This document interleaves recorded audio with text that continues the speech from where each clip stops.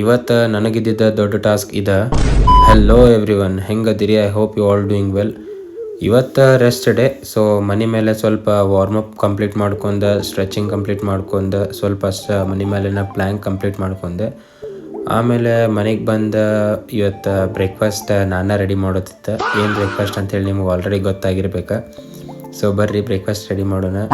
ನಾವು ಆಲ್ಮೋಸ್ಟ್ ಒಂದು 5 ಇಯರ್ಸ್ ಆದಮೇಲೆ ನಾ ಮತ್ತೆ ಇವತ್ತು ದೋಸೆ ಮಾಡೋಕೆ ಬಂದಿದ್ದೆ. ಹೆಂಗಾಗ್ತಾ ಗೊತ್ತಿಲ್ಲ, ಒಟ್ಟು ಟ್ರೈ ಮಾಡ್ತೀನಿ.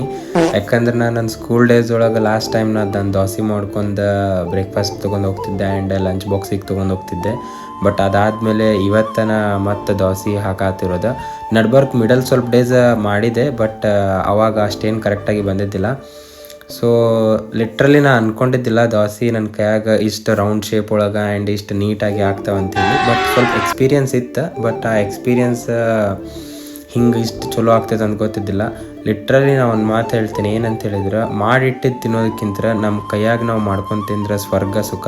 ನಾವು ಹುಡುಗರು ಯಾವಾಗಲೂ ಅಡುಗೆ ಮಾಡೋದ ಗ್ಯಾಸ್ ಕಟ್ಟಿ ಸ್ವಲ್ಪ ರಾಡಿ ಆಗಿರ್ತೈತಿ, ಅದಕ್ಕೆ ಕ್ಲೀನ್ ಮಾಡಿದೆ.